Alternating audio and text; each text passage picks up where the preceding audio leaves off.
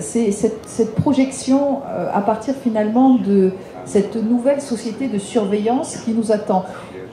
Autant Orwell en 1948 pour 1984 avait utilisé les techniques de l'époque, cette surveillance avec des écrans dans toutes les maisons, ce pouvoir pyramidal, autant vraiment Henry Magnuson part finalement, je dirais, de notre quotidien, c'est-à-dire à partir des téléphones, à partir de cette finalement de ce règne des images, de la publicité qui finit par nous envahir.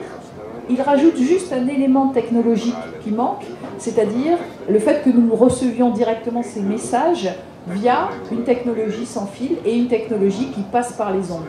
Et c'est ça qui est vraiment intéressant parce que je pense que c'est possible.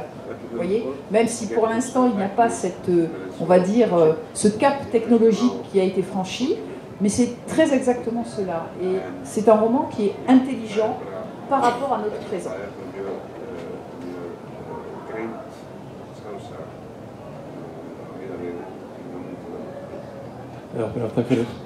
Merci.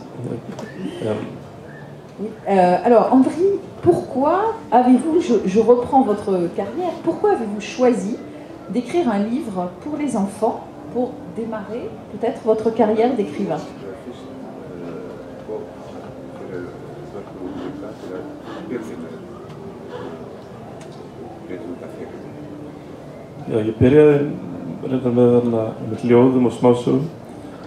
En fait, j'ai commencé par écrire des poèmes et des histoires courtes, enfin, ou des nouvelles. En það var í kringum 99 þetta var eiginlega, já ég get eiginlega útskýrt að ég gaf út bónusljóð 96.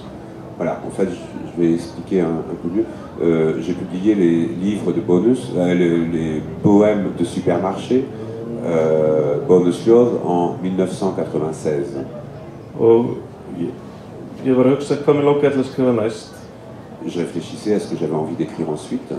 Og ég fór að hugsa svona hvaða bækur hefði haft best áhrif á mig bara í lífinu. Et je me suis interrogé sur les livres qui avaient eu le plus de retentissement sur moi au cours de ma vie.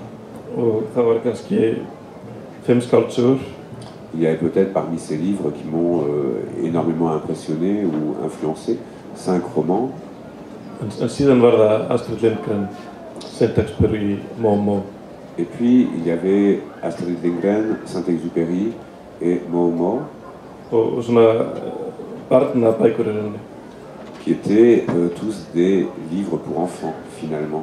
En sem samt einhvern veginn maður sér aðra vitt á þessum bókum þegar maður verður síðan fullorðinn. Mais évidemment, quand on est adulte, on voit ces livres prennent une toute autre dimension, que ce soit Astrid Lindgren, Momo ou Le Petit Prince. Og ég hugsaði að mér langaði til þess að skrifa, það hljómar hrokafullt kannski. Ça semble peut-être un peu présomptueux. En ég sagði við fjölskylduna að ég ætlaði að skrifa klassíska barnabók sem verði endurprentið í 200 ár. Ça semble assez présomptueux, mais j'ai dit à ma famille que j'avais envie d'écrire un livre pour enfants qui deviendra un classique et qui serait encore imprimé d'ici 200 ans. Mais ça me semble bien parti.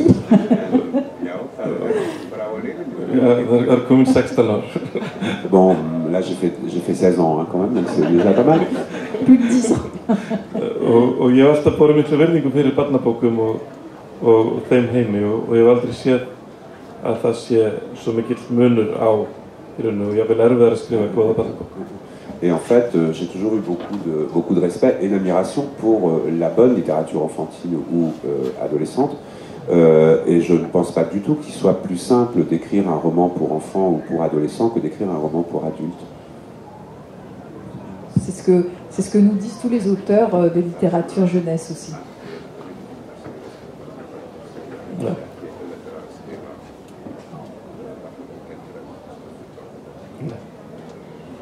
Alors, je vais revenir à Love Star parce que Love Star me semble être un roman quand même satirique. J'ai retrouvé des petites tonalités issu de Voltaire, d'un auteur français qui s'appelle René Barjavel, mais que sans doute vous ne connaissez pas.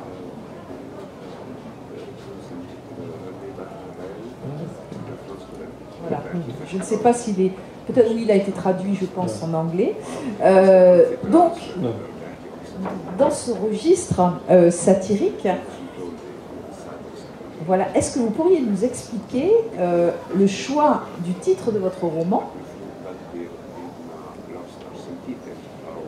mais aussi du documentaire qui s'appelle Dreamland, et donc évidemment qu'il faut lire, je pense, dans un sens inverse.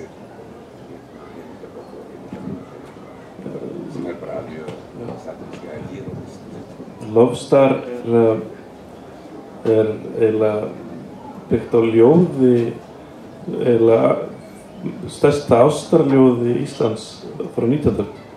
En fait, Love Star, l'étoile d'amour donc, provient du plus grand poème d'amour écrit en Islande au XIXe siècle.